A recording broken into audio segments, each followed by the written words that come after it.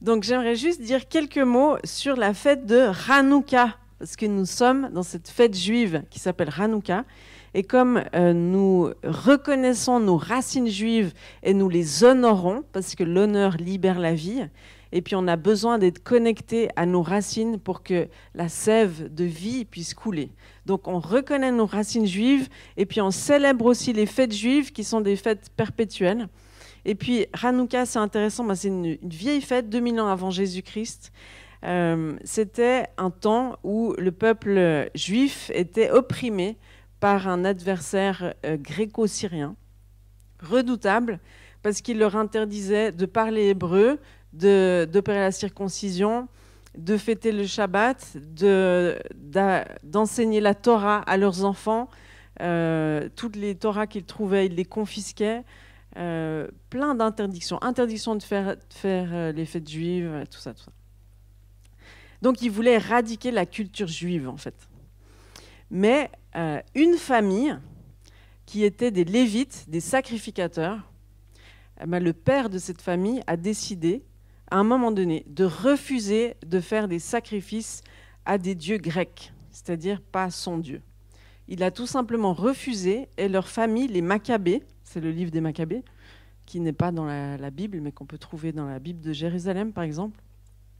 Donc rien à voir avec des trucs morbides, hein. Maccabées, c'était juste leur nom de famille. Et puis, donc ils s'échappent, ils s'enfuient. Et puis plus tard, les enfants de cette famille décident de créer une petite armée pour aller contre Jérusalem et reprendre le temple. Et puis c'était un peu comme David et Goliath, donc c'était une minuscule armée par rapport à ce qu'ils confrontaient, mais Dieu était avec eux et ils ont commencé à vaincre et à vaincre et à vaincre jusqu'à reprendre Jérusalem, reprendre le temple de Dieu, d'enlever les autels qui étaient faits à des faux dieux et de rétablir les sacrifices au seul vrai Dieu. Et donc ils ont commencé à purifier le temple. Et puis, vous savez comment était le tabernacle, le parvis, le lieu saint, le lieu très saint. Donc, dans le lieu saint, ils ont trouvé une petite fiole avec de l'huile, selon la recette des Juifs qui restaient. Et puis, cette fiole, ils l'ont utilisée pour rallumer la menorah, composée de 7 branches qui correspondent aux 7 esprits de Dieu.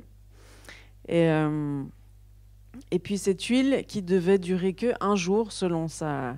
Enfin, il n'y en avait que pour un jour. En fait, elle a duré 8 jours. Et ça, c'était le temps, 8 jours, pour créer une nouvelle huile. Donc, ils ont pu créer une nouvelle huile après ces 8 jours de miracle. Et puis, la menorah a pu brûler sans s'éteindre. Donc, ils ont réinstauré l'adoration au seul vrai Dieu. Mais ce n'était pas sans danger parce qu'ils ont dû se positionner à un moment donné contre un grand adversaire. Et puis, voilà, Dieu était avec eux, ils ont gagné. Ça, c'est la fête de Hanouka, c'est magnifique. Et puis, ça nous parle de la lumière du monde, qui est Jésus, ultimement. D'ailleurs, je vais vous lire un petit passage. Si vous regardez dans Jean, l'évangile de Jean. Là, j'ai la version Parole de vie. Je vous le lis. Au commencement, la parole existait déjà. La parole était avec Dieu et la parole était Dieu. Au commencement, la parole était avec Dieu. Par elle, Dieu a fait toutes choses et il n'a rien fait sans elle. En elle, il y a la vie est la lumière des êtres humains. La lumière brille dans la nuit, mais la nuit ne l'a pas reçue. Dieu a envoyé un homme qui s'appelait Jean. Il est venu comme témoin pour être le témoin de la lumière, afin que tous croient par lui. Il n'était pas la lumière, mais il était le témoin de la lumière. La parole est la vraie lumière. En venant dans le monde, elle éclaire tous les êtres humains. La parole était dans le monde, et Dieu a fait le monde par elle. Mais le monde ne l'a pas reconnue. La parole est venue dans son peuple, mais les gens de son peuple ne l'ont pas reçue. Pourtant, certains l'ont reçue, et ils croient en elle. À ceux-là, la parole a donné le pouvoir de devenir enfants de Dieu. Et ils sont devenus enfants de Dieu en naissant non par la volonté d'un homme et d'une femme, mais de Dieu. La parole est devenue un homme et il a habité parmi nous. Nous avons vu sa gloire. Cette gloire, il la reçoit du Père. C'est la gloire du Fils unique, plein d'amour et de vérité. Plein d'amour et de vérité. Et c'est qui la parole, les amis? C'est Jésus, exactement. Et c'est qui la lumière du monde? C'est Jésus. C'est Jésus. Donc la fête de Hanouka, c'est la fête de la lumière. Et puis, donc on voit bien, il n'y a pas de lumière sans huile. Donc c'est aussi la fête de l'huile. Il n'y a pas de lumière sans huile. Si on revient à la parabole des 10 vierges, là, qu'est-ce qu'il leur manquait? 5 d'entre elles, de l'huile, pour allumer leur petite lampe, pour attendre l'époux, et pas se laisser surprendre, et avoir bien de l'huile quand il arrive. Alors, moi j'ai reçu un message sur les mails gospel, là. C'était un message intéressant, parce que il y avait, c'était écrit, oui, attention, ne vous endormez pas. Jésus est à la porte, Jésus est à la porte. Elle avait fait, je pense, copier-coller, copier-coller. Jésus est à la porte, ne vous endormez pas, Jésus revient là tout de suite. Et puis avant qu'il revienne, il va se passer quand même 2-3 choses. En tout cas, on va voir se manifester son épouse. On va voir se lever son épouse sans tache ni ride. Et puis on va commencer à la voir, ce sera comme une évidence. Elle sera manifestée. Et puis Jésus, il revient pour établir son règne sur la terre, non? Amen, j'entends de loin. Donc je regardais cette semaine une petite émission, pas Netflix, mais... je regardais une émission sur Monsieur Lafayette. Vous connaissez aux États-Unis, ils le connaissent bien. Il a participé à la libération des États-Unis parce que c'était un capitaine de guerre, enfin un général de guerre. Donc d'abord, il a fait ses preuves aux États-Unis. Après, il est revenu en France. Il s'est passé toutes sortes de choses. Mais j'aimerais juste relever quelque chose. Donc, tant que M. Lafayette, qui était aux côtés de Louis XVI, tant qu'ils étaient dans des affaires de guerre, et c'est-à-dire actifs, eh ben, ça allait, ils étaient réactifs. Mais quand il y avait des trêves, si on peut dire ça comme ça, eh ben, on voyait un peu quels étaient leurs loisirs. Alors, c'était le jeu. Alors, il y avait la table du jeu du roi. Louis XVI s'asseyait toujours à cette même chaise où il jouait un espèce de backgammon. Puis il jouait au billard, enfin il jouait à toutes sortes de jeux, et ça toute la journée. Et puis, donc Monsieur Lafayette, le marquis de Lafayette, il s'est marié très très jeune, à 16 ans, avec une fille de presque 14 ans, je crois, enfin bref, qui était une femme assez remarquable. Mais à un moment donné, il s'est lassé, et puis il a fait comme ses compatriotes, on va dire, il a... poursuivi la jante féminine, j'essaie de rester sobre. Et puis bon, il s'est largement égaré. Et en fait, c'est intéressant de voir qu'à un moment donné, et Lafayette et Louis XVI, ils ont été dépassés par les événements. C'est-à-dire qu'ils étaient distraits par leurs jeux et par leurs histoires de séduction, et ils ne se sont pas rendus compte de ce qui se passait vraiment dans le pays. Et ils n'ont pas vu venir la révolte, en fait. Ils se sont fait surprendre. Et pourquoi je vous raconte toutes ces histoires, en fait? À commencer par Hanouka. Et puis, pourquoi j'en viens à Lafayette? Bon, je veux dire, c'est quand même des icônes de la France. J'en viens. Et puis, on a cette fameuse triade où c'est 3 couleurs de notre drapeau français. Je m'inclus, hein, vous avez remarqué, je ne suis pas française, mais je dis notre drapeau français. bientôt. Qui déclare liberté, égalité, fraternité. Et puis même ce Lafayette, il s'est battu contre l'esclavage, il s'est battu pour les droits de l'homme. Et puis, dans notre République, on aime normalement les droits de l'homme. C'est très important. La liberté, c'est très important. On la met haut, on la crie haut et forte. Liberté, égalité, fraternité. Et puis, moi, j'aimerais juste revenir un petit peu sur où on en est aujourd'hui. Est-ce que à cette liberté et cette égalité, cette fraternité, est-ce qu'on peut y arriver sans Dieu, déjà? Non. Exactement. Moi, j'ai vu un film qui m'a bouleversée il n'y a pas si longtemps. J'essaie de me rappeler du titre, mais ça m'a échappé. C'est l'histoire d'un Autrichien. Peut-être que toi, Christo, tu vas me dire le titre. Je sais que vous l'avez vu.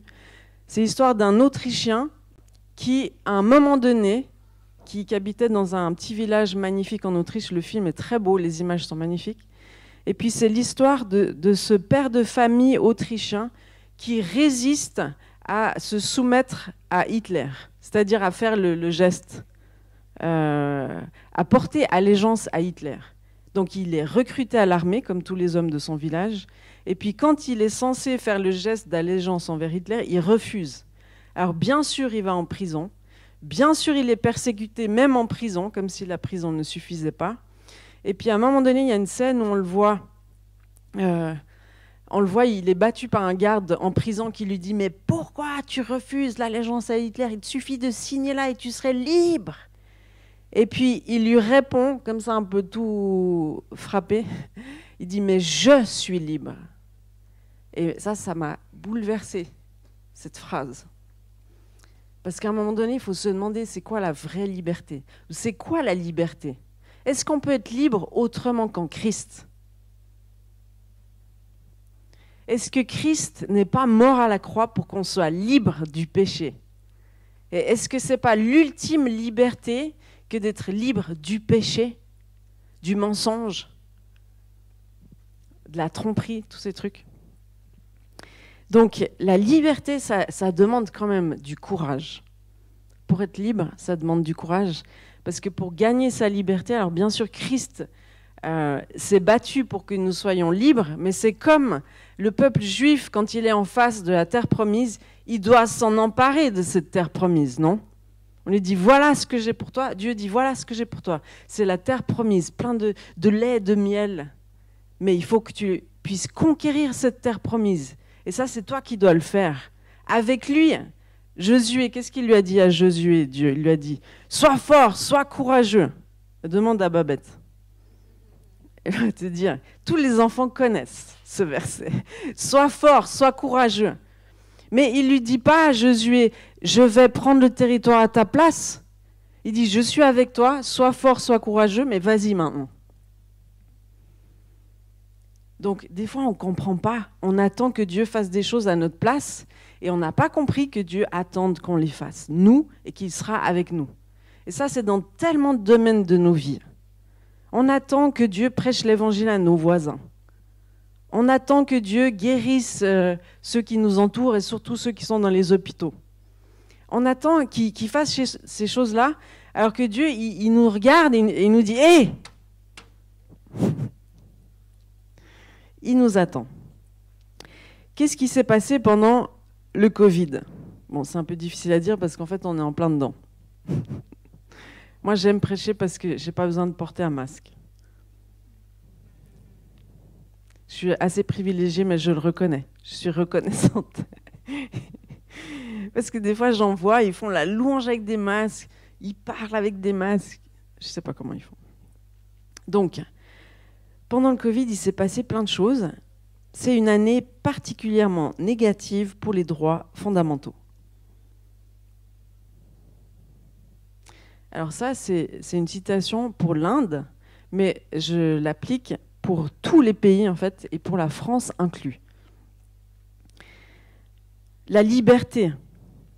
Alors, je parle de ces trois couleurs. Hein, c'est comme Dieu nous dit d'annoncer la couleur. Ça a été prophétisé il n'y a pas longtemps. Tu dois annoncer la couleur. Si tu veux voir venir du rouge, tu dois annoncer rouge. Donc, moi, je commence avec du bleu. Si on considère que c'est bleu, blanc, rouge, ben, liberté, c'est bleu. Donc, la liberté, je ne sais pas si vous avez remarqué, la liberté, c'est de pouvoir bouger et parler. Vous êtes d'accord? Ok. Donc, vous avez remarqué que des fois, vous êtes, je ne sais pas ceux qui étaient là à Pure Worship, est-ce que vous avez senti que parfois, vous êtes dans un tel niveau de liberté que vous dansez, vous bougez comme vous ne faites jamais autrement? Vous avez remarqué ça? Oui. C'est parce qu'il y a des niveaux de liberté qu'on n'a pas encore découverts et qu'on découvre parfois dans la louange et l'adoration. C'est une liberté de mouvement et c'est une liberté aussi de voix. Je peux chanter. Demandez à Julien, une de ses plus grandes délivrances, c'est quand à l'église, il a osé lever les mains comme ça, en signe d'adoration. Souvent, on dit les évangéliques, c'est des trucs, les ampoules. D'ailleurs, là, on a plein d'ampoules. C'est pour que vous leviez les mains qu'on a mis des ampoules.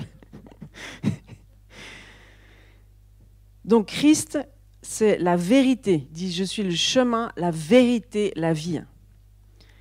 La vérité, c'est ce qui nous rend libres. C'est la vérité qui rend libre. Et la vérité amène la vie. La vérité ramène l'ordre divin. La vérité, c'est la parole, cette parole qui sort de la bouche. La vérité libère la vie, mais sort de ta bouche. Jésus était plein de grâce et de vérité. C'est ce qui nous est dit dans Jean, l'évangile de Jean. Il était plein de grâce et de vérité. Pas que de la grâce, plein de vérité. Des fois, on met tellement l'accent sur la grâce qu'on oublie les bienfaits de la vérité.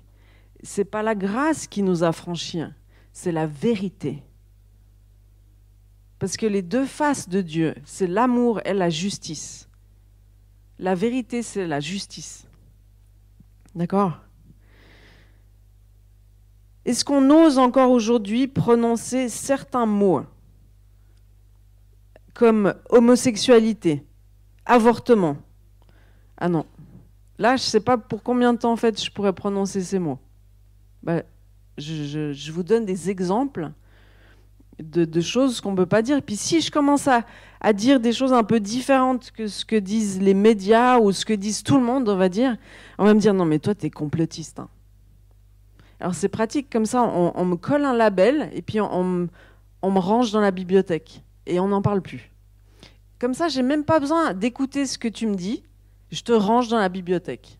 Voilà, toi tu vas te taire, t'es complotiste. Ah mais toi t'es français. Ah mais toi t'es adolescent. Ah mais toi t'es schizophrène. Ah mais toi t'es maniaco-dépressive. Ah mais toi... Et puis on aime bien coller des labels sur les gens. Comme ça, on n'écoute plus ce qu'ils disent, ou on les considère plus comme des êtres humains responsables, ou même dignes de respect, dignes d'être écoutés, dignes d'être entendus. On vous classe et on vous range, et on vous fait taire. D'accord ? Ça, c'est la liberté. Au nom de la tolérance, nous n'avons plus le droit de parler. Notre liberté est en jeu. Notre liberté est en jeu. Comme à l'époque de Hanouka. Comme à l'époque de l'Autrichien. Je ne sais pas, il y a différentes époques. Mais on sent quand tout d'un coup, il y a des choses qui sont en jeu. Notre liberté, elle est en jeu. Là, est-ce que vous êtes libre de ne pas porter de masque? Non ? Est-ce que vous êtes libre de faire un câlin à votre voisin? Enfin, sauf si c'est votre mari, votre femme, vos enfants. Est-ce qu'on est libre de prendre la Sainte Seine ensemble? Non. En tout cas, pas le même pain ni le même vin. Notre liberté est en jeu. Alors, pendant cet été, on va dire, depuis le mois de mars, il y a eu beaucoup de choses qui se sont accélérées. On a, au niveau de l'euthanasie ou de l'avortement, il y a des choses qui ont évolué très très très vite sans qu'on s'en aperçoive, parce que c'était fait pas de manière médiatisée, on va dire. On peut avorter pour cause de détresse psychosociale jusqu'à 9 mois, aujourd'hui. Et puis si on est dans une EHPAD, et puis qu'on a envie de mourir plus rapidement ou sans douleur, c'est possible. Ça, c'était pas possible il y a une année. Donc, il y a beaucoup de choses qui se passent autour de nous. Notre liberté d'expression, là, je me mets en danger quand je prononce certains mots.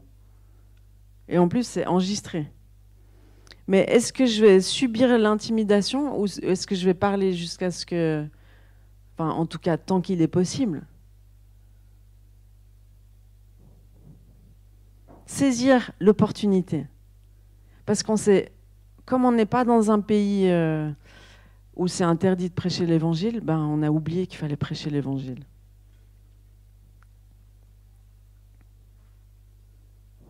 Mais les Chinois, ils n'ont pas oublié. Eux, ils le font plus que nous et pourtant c'est largement interdit. Ma liberté d'objection de conscience est en jeu. Je ne sais pas si vous suivez les informations. Vous pouvez aller sur le site du CPDH, le Comité protestant pour la dignité humaine. Eux, ils vous mettront au courant des choses importantes qui se passent dans ce monde. Parce qu'on a tellement d'informations qu'on ne sait plus qu'est-ce qui est important, qu'est-ce qui n'est pas important, qu'est-ce qui m'arrange, qu'est-ce qui me dérange. La liberté d'éducation des enfants est en jeu. Est-ce que la famille reste la première autorité éducative des enfants? C'est en jeu. La liberté de culte est en jeu. Le 9 décembre, il y a un projet de loi qui va être proposé pour établir une police de culte qui pourra vérifier nos prédications ou les paroles de nos chants. Est-ce que vous saviez ça? Vous ne recevez pas les bonnes informations, les amis. Notre liberté, ici, maintenant, est en jeu. Donc, tout ce qu'ils font là, apparemment, c'est pour notre bien. On nous dit, mais c'est pour votre bien que vous portez un masque. C'est pour votre bien. C'est parce qu'on vous veut du bien. Et le problème, c'est que quand on nous veut du bien, on nous laisse libres quand même. Quand on nous veut du bien. Non ? Quand on est des bons parents, et puis que nos enfants ils commencent à atteindre un âge de la raison, par exemple 18 ans, eh ben, à un moment donné, il faut les laisser libres. Parce que sinon, on n'est pas en train de les aimer, de les respecter. L'amour se conjugue. Vous savez, l'amour se conjugue. L'amour vrai. Déjà, on doit se réapproprier la vraie définition de l'amour. C'est quoi la vraie définition de l'amour? Ça, c'est tout un programme. Je ne vais peut-être pas le faire ce soir. Mais en tout cas, l'amour, c'est le pardon, c'est l'honneur, c'est la réconciliation, c'est le respect, c'est le libre arbitre ultime. Dieu, le Père, il risque gros pour nous. Mais parce qu'il nous aime, il nous laisse libres. Mais il en perd beaucoup des enfants à ce prix-là. Il ferait mieux d'être un dictateur, Dieu. Mais le problème, c'est que s'il était un dictateur, il ne serait plus Dieu. Il ne serait plus le bon Dieu. Parce que l'amour implique toujours le libre arbitre. Est-ce que tu aurais voulu être forcé à te marier à quelqu'un que tu n'as pas souhaité? Ça, c'est le pire truc. Tu as réfléchi à ça? On te force à te marier avec quelqu'un qui n'est pas du tout de ton goût. Imagine un peu.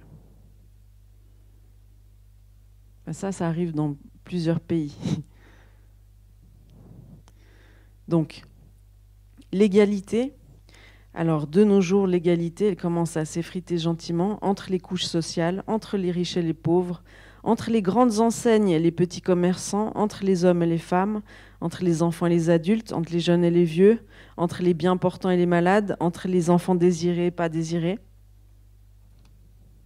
Vous me suivez? La fraternité, alors là, avec le Covid, c'est assez flagrant. Tenez vos distances, restez chez vous, Noël tout seul, s'il vous plaît, plus de câlins, plus de bisous, plus de relations, que de la virtualité. Mais est-ce que tu sais qu'on a été créé pour être aimé est pour être touché. Est-ce que tu sais qu'un bébé qui n'est pas touché, il peut être nourri, tout ça, et s'il n'est pas touché, il meurt. C'est-à-dire aimé par le toucher. Hein, vous comprenez ce que je veux dire? Mais les personnes âgées, je pense aussi qu'elles meurent. Si elles sont laissées toutes seules. Donc on bascule dans un monde virtuel. Et puis ce monde virtuel, celui-là, avec la jolie pomme qui est croquée sur le côté, là, ça vous rappelle pas quelque chose? Moi j'en ai un.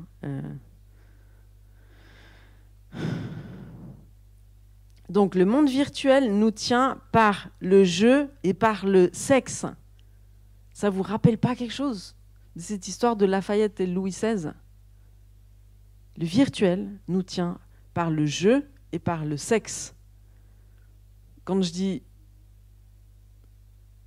c'est toutes les addictions et les distractions. Donc, quand tu es pris dans l'addiction et la distraction, que ce soit les réseaux sociaux, hein, si tu as le pouce qui fait comme ça tout seul, ou si tu es là chez toi, tranquille comme ça, puis tu es là.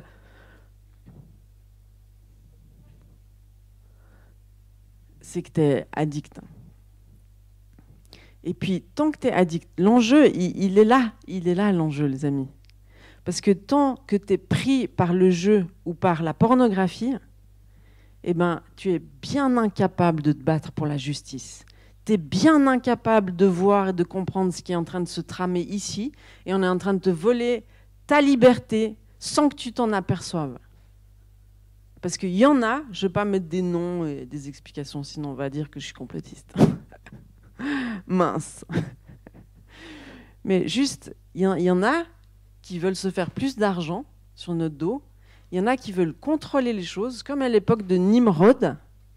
Nimrod, dans la Bible. Vous vous rappelez l'histoire de la tour de Babel? En fait, Nimrod avait aussi cette espèce de pensée universaliste avec un gouvernement, c'était le contrôle absolu. Dieu a mis fin à cette construction de la tour de Babel, parce que sinon c'était la fin de l'humanité, parce qu'il voulait créer un paradis sur terre sans Dieu. Est-ce que c'est possible? Non, c'est pas possible. Donc ce paradis, il va vite tourner en enfer, les amis. En enfer, parce qu'il n'y aura plus de liberté. On va t'imposer un paradis. Mais le paradis, c'est d'être libre. C'est ça le vrai paradis. C'est d'être libre. Et puis, quand tu vas à Thônes, je ne sais pas si tu as remarqué, moi, ça me choque chaque fois que je vois cette espèce de slogan. Vivre libre ou mourir. Tu as déjà vu l'inscription quand tu vas à Thônes? Donc, ceux qui vont à l'école à Thônes, ils voient tout le temps. Vivre libre ou mourir. Dans ce pays, dans cette région, ça se passe ici à Annecy, le haut lieu de la résistance française, les amis. On est sous cet héritage. Ils se sont battus pour la liberté. Ils ont mis en jeu leur vie pour la liberté. Ceux qui étaient ici, sur le plateau des Glières. Mais eux, ils n'étaient pas anesthésiés par le jeu et la pornographie. C'est une réalité. Hein. Vous savez que quand le mur de Berlin est tombé, ceux qui étaient du côté où on se dit, là, ils n'avaient pas de chance, c'est-à-dire du côté Est, ils n'avaient pas la pornographie. Ceux qui étaient du côté Est, ils étaient soi-disant libres, mais eux, ils avaient déjà la pornographie qui est arrivée, et puis ils étaient déjà largement addicts. Et puis en fait, ils ont réalisé, après avoir été libérés, qu'ils sont retombés dans une forme de non-liberté suite à la pornographie. Donc il y a toutes sortes de témoignages de ça. La pornographie, c'est pire que les miradors. C'est une arme extrêmement puissante qui avilit toute une société. Qui va se battre contre ce fléau? C'est celui qui n'est pas pris au piège. Le problème, c'est qu'il y a plus de 75% de la population qui est pris au piège. Puis ça, c'est léger comme chiffre, très très léger. La majorité des gens, ils sont pris au piège. Parce que ceux qui sont dans ces industries, ils savent exactement comment l'être humain fonctionne.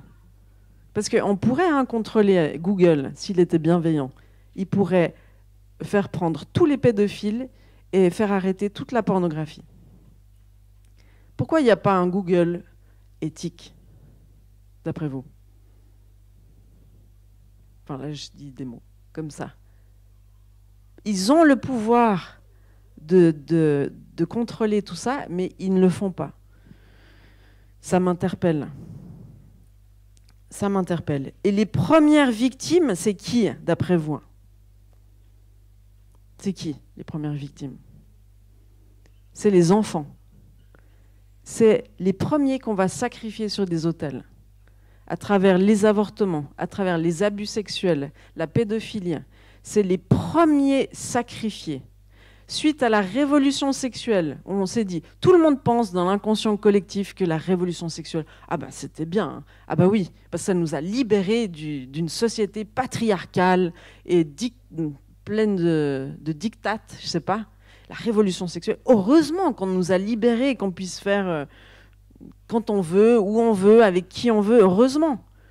Mais il y a un sociologue bien connu de Harvard qui a juste expliqué que suite à la révolution sexuelle, c'était l'anarchie sexuelle, l'augmentation massive de divorces, que c'était l'augmentation de la négligence parentale et l'augmentation de toute forme de maladie mentale.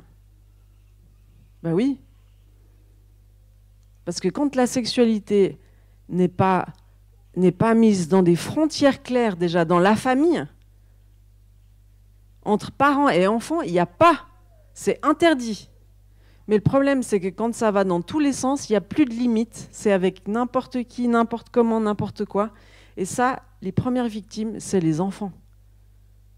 On dit aux jeunes, prends la pilule, mets un préservatif. Puis on leur apprend même plus que faire l'amour, c'est avant tout relationnel.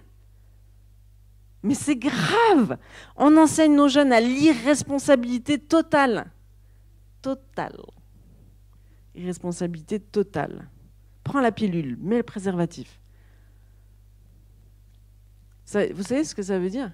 Je m'en fiche de ce que tu fais, comment tu le fais, avec qui tu le fais. Je veux juste pas en entendre parler. C'est ça que ça veut dire. Donc ça, c'est de la négligence parentale. Et puis après, nos pauvres enfants, eh ben, ils sont pris au piège. Et puis aujourd'hui, eh ben, dans les écoles, il y a beaucoup d'automutilation. Il y a beaucoup de questions sur est-ce que je suis un garçon, en fait, ou est-ce que je suis une fille, vraiment. Est-ce que je ne veux pas me faire changer de sexe, en fait? Puis maintenant, je peux le faire. Mes parents, ils ne peuvent plus rien dire bientôt. Et on n'attend même pas que la puberté soit passée. On n'attend même pas. Ça veut dire qu'il y a des enfants qui changent de sexe, puis après, ils veulent rechanger. Parce qu'ils se rendent compte que quand ils pensaient que le bonheur, c'était d'être enfin fille, puis une fois qu'ils sont filles, ils se rendent compte, ben non, en fait, non, c'est pas ça qui me procure le bonheur. Je vais revenir garçon. Mais est-ce que vous pensez que c'est simple? Est-ce que vous pensez que c'est bon pour votre corps de passer de l'un à l'autre comme ça? Sans réfléchir, sans même attendre de devenir adulte. Non mais, ça me rappelle un bout de film. Non mais on est où là, Centurion? Vous connaissez Astérix et Obélix? Donc, ce qui est important de comprendre, je ne veux pas vous accabler, hein, mais juste vous réveiller. Moi, j'en viens à la conclusion que si l'Église ne se réveille pas, c'est cuit. Il n'y a plus d'espérance, les amis. Parce que l'espérance du monde, la lumière du monde, c'est qui? C'est qui? Non! C'est nous! Enfin, la lumière du monde.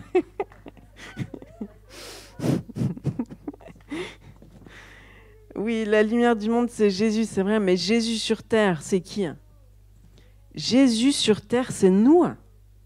Donc, s'il n'y a pas plus de Jésus sur terre, si on est tous pris dans le piège du jeu, si on est distrait par 1000 trucs, et puis si tout notre corps est dans l'addiction, on ne peut plus se battre pour la justice. C'est fini. Est-ce que quelqu'un qui est pris par la pornographie, est-ce qu'il peut se battre contre la pornographie? Est-ce qu'il a l'autorité pour le faire? Non. Donc nous, ça ne sert à rien de dire oui, j'ai Jésus, je proclame la parole de Dieu, j'ai autorité dans le puissant nom de Jésus là. Non, si ta vie elle n'est pas alignée, tu n'as pas d'autorité. L'ennemi te chope au contour, mais direct. Moi, je peux vous dire, à chaque fois que je prêche sur un sujet, je suis directement confronté à ce que je viens de prêcher. Je peux vous dire, c'est du tac au tac. Quand j'enseigne sur le pardon, j'ai besoin de pardonner, pardonner, pardonner, pardonner. Tu peux pas. Tu n'as pas autorité sur les choses que tu n'as pas vaincues toi-même. Non. Donc c'est pour ça que tu ne peux pas commencer à aller intercéder pour la France si tu n'as pas réglé tes dossiers personnels. Si tu as de l'impureté sexuelle, tu n'as aucune autorité spirituelle. C'est sérieux ce que je vous dis. Enfin, je vous le dis, je m'excuse de... C'est vrai. Si tu es là chez toi, en train de rien faire, tu es sous un esprit d'apathie, de léthargie, tu n'as aucune autorité spirituelle. Tu dois rester réveillé, tu dois prier sans cesse, tu dois être dans la communion avec Dieu, tu dois savoir ce qu'il y a sur le cœur de Dieu. Qu'est-ce qu'il y a sur le cœur de Dieu? Tu dois être connecté avec lui. Sinon, ça sert à quoi de vivre? Comment tu peux être le corps de Christ si tu ne sais même pas ce qu'il y a dans le cœur de Dieu? Donc, je vais juste citer Daniel 12 au verset 3. Ceux qui auront été intelligents, ça parle de la fin des temps là. Ceux qui auront été intelligents brilleront comme la splendeur du ciel. Et ceux qui auront enseigné la justice à la multitude brilleront comme les étoiles à toujours et à perpétuité. Est-ce que tu veux être de cela? Moi, je veux. Le psaume 24 au verset 3 à 5 dit « Qui pourra monter à la montagne de l'Éternel? Qui s'élèvera jusqu'à son lieu saint? Celui qui a les mains innocentes, propres, et le cœur pur, celui qui ne livre pas son âme au mensonge et qui ne jure pas pour tromper.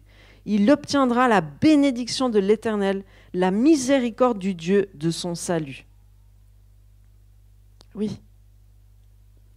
En France, on nous dit, mon Dieu, cette année, il y a eu 56 352 morts du Covid. Alors, tout le monde reste chez soi, on arrête l'économie, on met tous des masques, on ne bouge plus un œil. Enfin, on ne bouge plus d'un œil.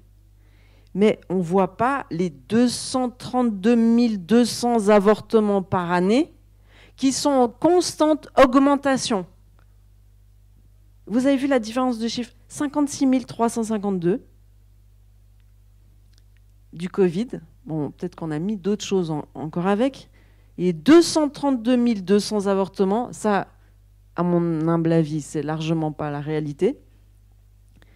232 200 avortements. Et ça a atteint un pic depuis, enfin je veux dire, en 2019, là, c'est en augmentation. Et en particulier chez les jeunes, on se dit, mais comment ça peut être en augmentation chez les jeunes? Ils savent tout sur tout. Ben non, parce qu'on leur parle comme s'ils étaient des animaux. On ne leur parle pas comme si c'était des êtres humains responsables, avec un cœur, une destinée, de la valeur, digne de respect. On ne dit pas aux hommes qu'ils doivent respecter les femmes. On les laisse regarder de la pornographie qui dit que les femmes, c'est des animaux. La pornographie sépare l'homme de la femme de manière majeure. Je crois que il n'y a rien de plus efficace pour séparer les hommes des femmes. Bon, ça va? La grâce de Jésus. Moi, j'aimerais juste revenir sur la grâce. La grâce de Jésus. Jésus, il est extraordinaire. Il est majestueux. Tu pourras lire chez toi toute la semaine, si tu veux. Tu peux lire et relire Matthieu 5 et 6. Tu lis, tu relis, tu re-relis. Tu lis, tu re-relis. Matthieu 5. Il nous dit, Jésus, vous êtes le sel de la terre, verset 13. Vous êtes le sel de la terre. Mais si le sel perd sa valeur, avec quoi la lui rendra-t-on? Il ne sert plus qu'à être jeté dehors et foulé aux pieds par les hommes. Vous êtes la lumière du monde. Une ville située sur une montagne ne peut être cachée. Et on n'allume pas une lampe pour la mettre sous le boisseau, mais on la met sur le chandelier, c'est-à-dire on la met visible de tous. Et elle éclaire tous ceux qui sont dans la maison. Que votre lumière luise ainsi devant les hommes, afin qu'ils voient vos bonnes œuvres et qu'ils glorifient votre Père qui est dans les cieux.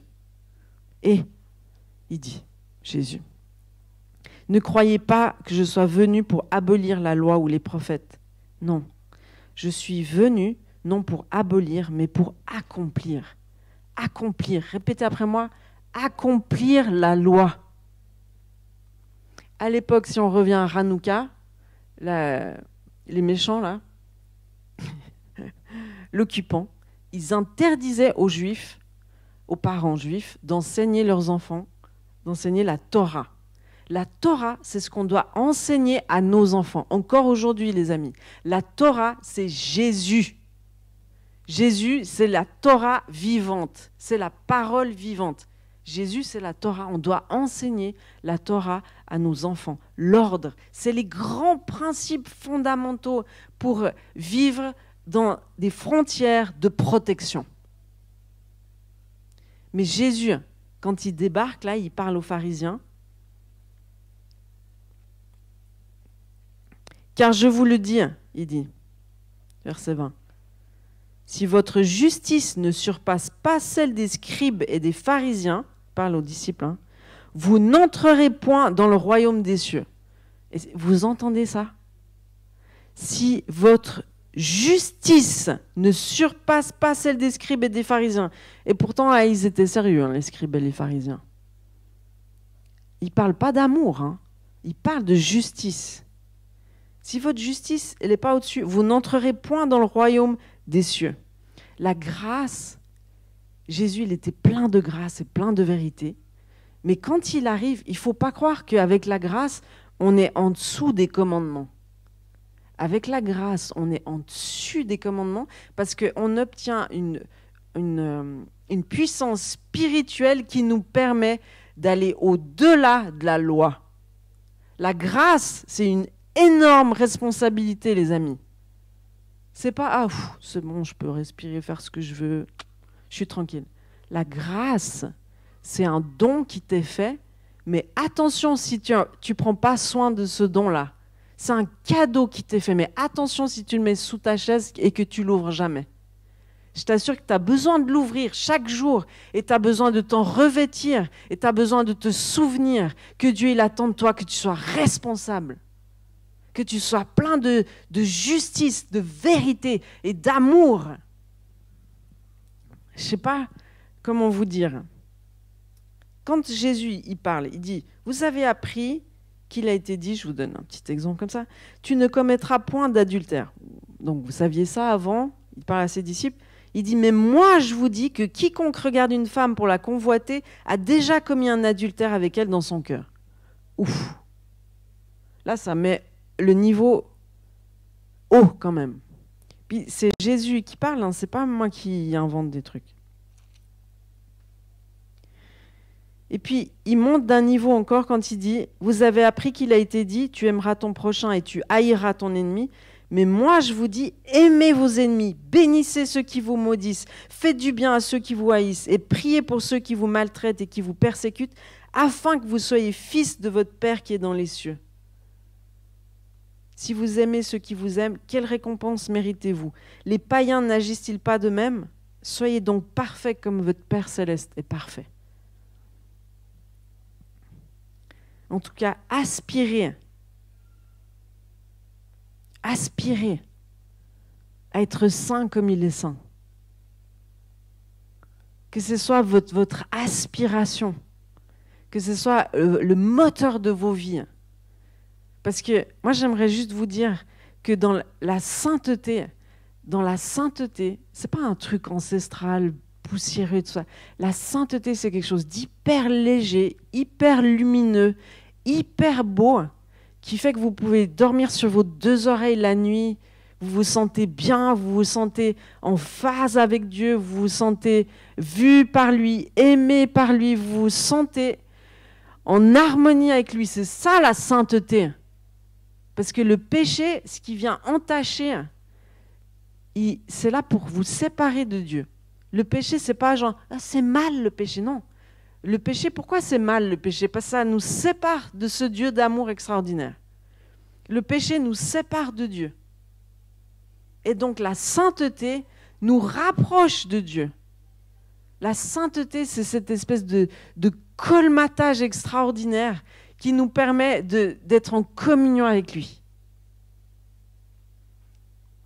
C'est pas une option, je sais pas, enfin, le péché c'est pourri, je sais pas comment vous dire.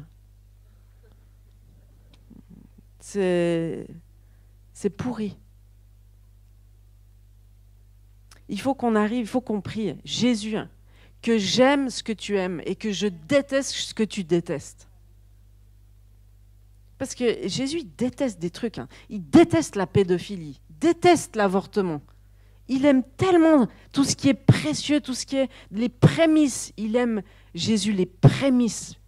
Il aime les prémices d'une destinée parce qu'il sait toutes les belles choses qui vont arriver. Il aime les prémices parce que c'est le possible de Dieu, c'est ça. Et nous, on doit protéger les prémices. On doit honorer les prémices. La parole, elle nous dit, ne méprisez pas les petits commencements. Méprisez pas les petits commencements. Donc pour la vie, c'est la même chose. On ne peut pas mépriser la vie qui est en train de se développer là. C'est le truc le plus sain.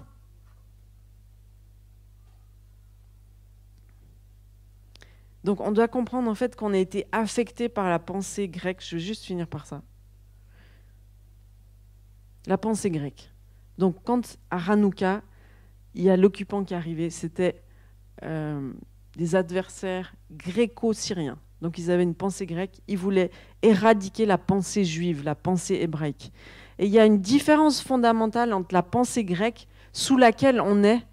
Nous on est sous la pensée grecque. Je vous explique comment on pense, nous. Nous, dans nos pensées, on est centré sur nous-mêmes. On est centré sur l'homme. L'homme est au milieu de notre pensée. Notre intérêt, c'est qu'est-ce que Dieu va faire pour moi? Qu'est-ce qu'il va faire pour moi? Comment il va me bénir? Qu'est-ce qu'il va m'apporter? Comment il va me faire prospérer dans mon business? Est-ce qu'il va me donner un mari ou une femme? Qu'est-ce qu'il va faire pour moi? C'est la pensée grecque. Et puis dans la pensée grecque, on pense Dieu de manière théorique. C'est très théorique. On discute des opinions théologiques, c'est théorique. On dit non mais Dieu il est comme ça, il est comme ça, il est comme ça. Et puis la pensée grecque voit le succès comme l'argent, le pouvoir, les signes extérieurs de richesse. Ça c'est le succès. Est-ce que vous vous reconnaissez dans cette pensée grecque? Oui? Oui, on peut l'avouer. C'est la pensée de ce monde, c'est la pensée grecque. Et la pensée hébraïque, juive, c'est celle-là. La pensée juive, elle est centrée sur Dieu. C'est Dieu au centre de ma vie. Tout ce que je fais, je le fais pour Dieu. C'est Dieu, Dieu, Dieu au centre. Mon intérêt par rapport à Dieu, c'est que je m'intéresse à la personne de Dieu et pas à ce qu'il peut faire pour moi. Je m'intéresse à Dieu, à sa nature, à sa personne, à comment il bouge, ce qu'il a dans son cœur, etc. La pensée juive comprend Dieu de manière pratique. Si je n'ai pas rencontré Dieu, si je n'ai pas expérimenté Dieu, si c'est pas concret, si Dieu n'est pas concret dans ma vie, je ne connais pas Dieu. Ce n'est pas théorique, c'est pratique. La pensée hébraïque. Et le succès dans la pensée juive, c'est quoi? Le succès, c'est d'avoir réussi à connaître Dieu, c'est d'avoir réussi à connaître sa volonté et avoir réussi à l'accomplir. Ça, c'est le succès. C'est-à-dire, j'ai capté ma mission sur Terre et je suis en train de marcher dans cette mission. Ça, c'est le succès ultime de ma vie. Vous comprenez comment on est affecté et comment on doit se reconnecter à nos racines juives, parce que dans nos racines juives, il y a cette pensée juive. Donc je vais finir par ça. Si vous êtes d'accord, vous pouvez vous lever juste.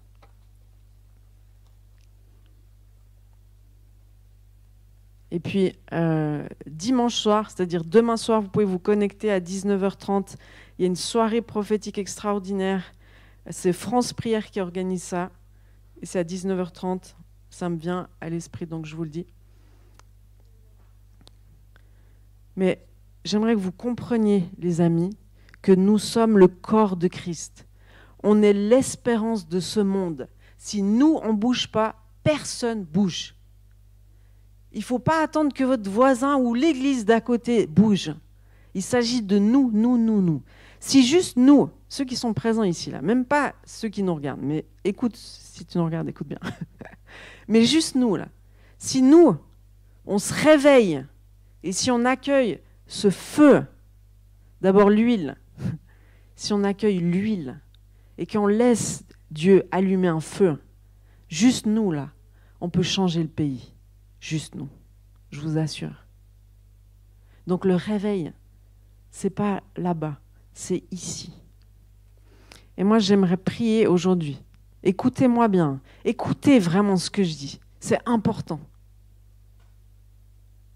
Si on était le haut lieu de la résistance, ça veut dire qu'on l'est, il y a un dépôt spirituel ici, à Annecy, plateau d'Aiglières, la région, qu'on doit considérer et qu'on doit rappeler à la vie. Seigneur, on veut que tu places dans nos cœurs ton huile, ton Saint-Esprit. On veut, Seigneur, te dédicacer nos entrailles. On veut te dédicacer nos cœurs. On veut te dédicacer nos vies, notre pensée. On veut la soumettre à toi, Seigneur. On veut reconnaître que sans toi, on ne peut rien faire. On a besoin de toi, Seigneur. On a besoin de ton feu, le feu du réveil qui atterrit sur nos entrailles, qui sont prêtes, disponibles pour toi. Hanouka, c'est aussi la fête de la dédicace. Et puis ce soir, on veut, en tant qu'Église, en tant qu'autorité spirituelle sur cette ville, on veut te dédicacer ce lieu ici, cette Église. On veut te dédicacer cette plateforme qui se place comme la mer de cristal. On veut être tes témoins, Seigneur, sur la mer de cristal, devant ton trône. Et on veut te dédicacer nos vies, te dédicacer nos couples, te dédicacer nos familles, te dédicacer nos enfants, qu'ils soient présents ou qu'ils soient au ciel, Seigneur. On considère que c'est nos enfants toujours. On veut te dédicacer cette église, ce lieu, Seigneur. On prie qu'il y ait un ciel ouvert sur cette ville. On te dédicace nos régions, nos villes, nos écoles, nos lieux de travail, Seigneur Jésus. On prie que tu viennes, Seigneur. On prie que tu allumes un feu en nous, Seigneur. On prie que tu nous transformes de l'intérieur. On prie que tu infuses en nous cette passion pour toi, Jésus, pour te chercher, pour découvrir ce qu'il y a dans ton cœur, cette passion pour la justice, Seigneur, qu'on ne soit plus aveuglé. Viens nous délivrer de toute forme d'addiction, Seigneur, de toute distraction, tout ce qui nous empêche de voir même que notre liberté est mise à prix. Et Seigneur, on veut se repentir pour tous les aveuglements, les surdités spirituelles. On veut se repentir, Seigneur, comme dans les églises de l'Apocalypse, de ceux qui disent « mais nous, on a tout, c'est bon, on est bien », alors qu'on est aveugle, nu et qu'on n'a rien du tout, Seigneur Jésus. À part toi, viens à notre secours, Jésus. Viens nous donner du collyre dans nos yeux, viens déboucher nos oreilles, viens nous enfanter à nouveau.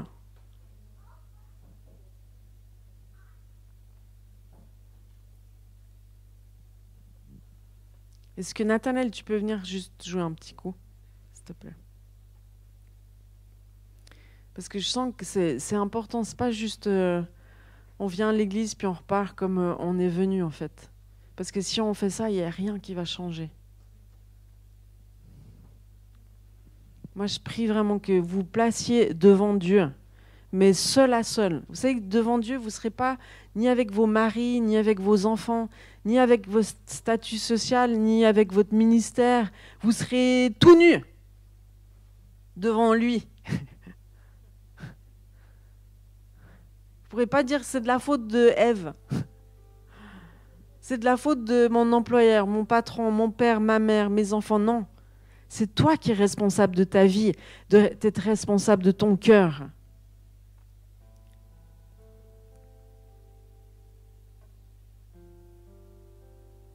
C'est cette parole qui dit « Garde ton cœur plus que toute autre chose parce que de lui proviennent les sources de la vie. » C'est toi qui dois garder ton cœur. Ce n'est pas Dieu qui le garde pour toi.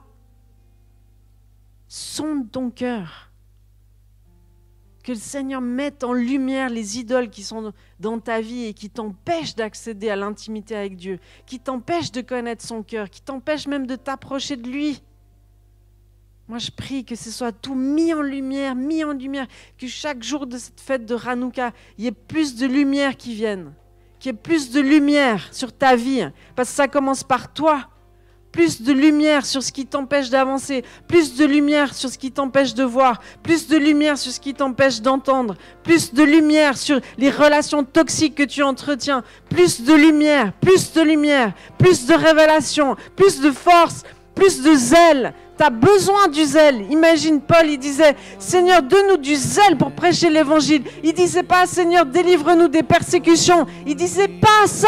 Il disait, donne-nous du zèle pour prêcher l'évangile. Donne-nous du zèle pour parler alors qu'on n'est pas censé parler. Donne-nous du zèle pour parler des sujets qu'on nous interdit de manifester. Donne-nous du zèle pour prêcher l'évangile à nos voisins, à nos collègues à l'école. C'est le feu que Dieu va allumer dans tes entrailles qui va te donner ce zèle. Ouais. Alors place-toi juste devant Dieu et puis vas-y. Moi je peux pas le faire à ta place. Seigneur, donne-nous du zèle, Seigneur. Pour ce qui est le plus important, Seigneur. Toutes les autres choses vont pâlir, vont disparaître. Toutes tes richesses vont pâlir, vont disparaître. Tout va disparaître. Il va rester que l'évangile pur qui va passer par le feu. Tout ce qui reste dans le feu, c'est l'or, c'est les diamants, c'est l'argent, c'est tout ce qui est précieux. C'est tout ce qui appartient au royaume de Dieu. C'est ça qui est précieux. Alors place-toi devant Dieu. Place-toi devant Dieu et demande-lui l'huile pour qu'il dépose sa lumière, son feu.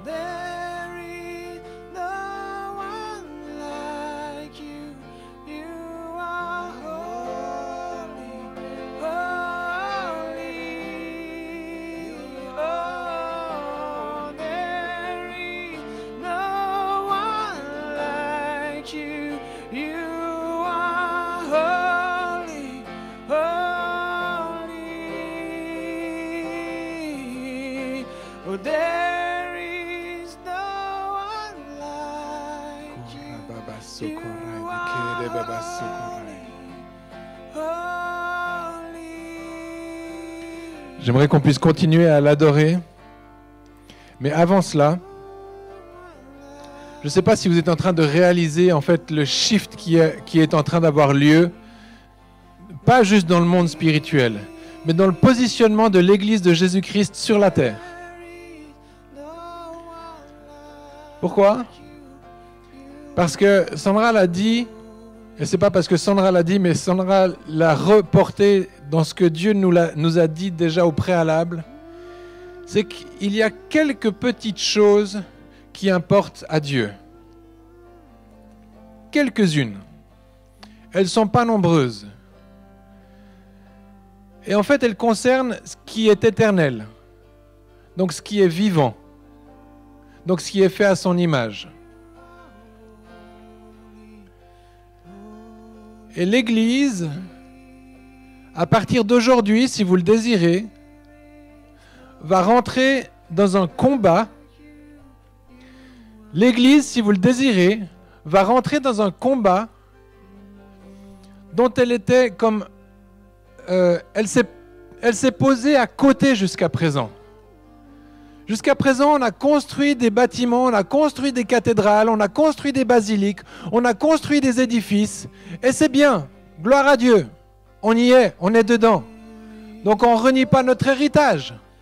Et on honore tout ce qui a été fait jusqu'à présent.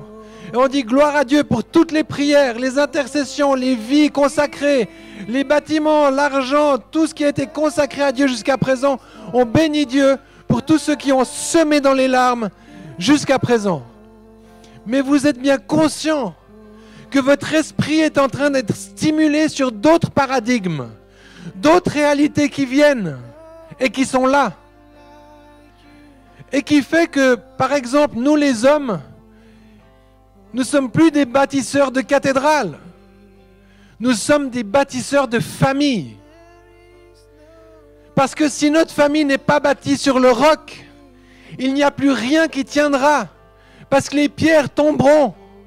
Parce que tout ça, ça va tomber, ça va s'effondrer. Mais il y a une chose qui va demeurer. Et je m'adresse spécifiquement aux hommes. Pas que les femmes sont détachées de ça, mais parce que les femmes, ça fait bien longtemps qu'elles prient pour ça. Ça fait bien longtemps qu'elles sont éveillées à ces réalités-là. Pourquoi? Parce qu'elles portent la vie. Et nous, on a besoin, nous les hommes, on a besoin qu'il y ait quelque chose, un dépôt de Dieu qui vienne se placer dans nos entrailles, pareillement que la vie qui a été posée dans le ventre d'une femme.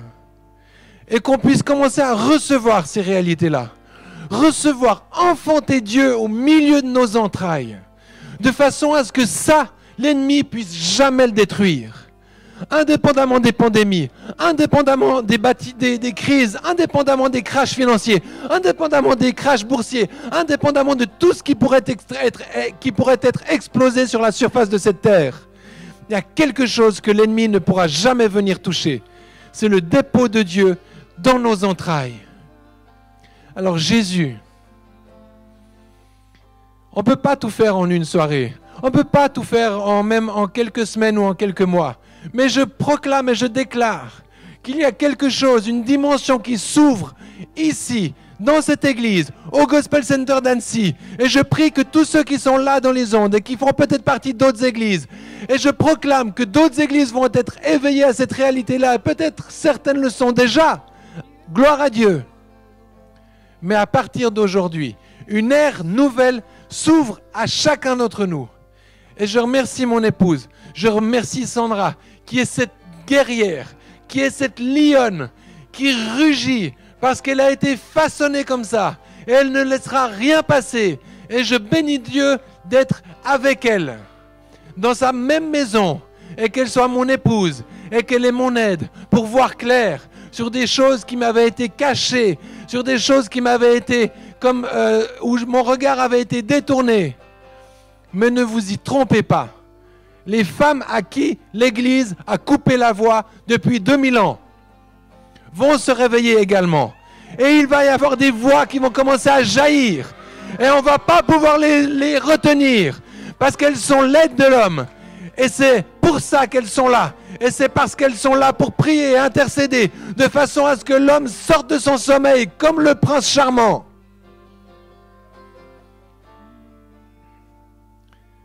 Jésus, merci pour ton Église. Merci pour tous ces hommes, pour toutes ces femmes, qu'ils soient célibataires ou mariés, qu'ils soient veufs ou veuves, peu importe ton statut civil. Dieu a fait de toi un vaillant, une vaillante. Et il compte sur toi pour manifester son royaume ici sur terre, dans le puissant nom de Jésus. Amen. Amen. Merci à tous ceux qui étaient là, sur les ondes. On vous laisse avec ce dépôt et on prie que vous puissiez être viral. On prie que vous puissiez être pandémique de la gloire de Dieu. Que j'utilise ces mots parce que maintenant on sait ce que c'est. On connaît les faits. On voit ce que ça bouge. On voit comment ça change la nation. On voit comment ce qu'on pensait être inébranlable devient ébranlable quand le viral et le pandémique se meut. alors que la foi d'un homme et d'une femme en Jésus-Christ devienne virale et pandémique pour cette nation et pour toutes les nations du monde. Amen. Amen.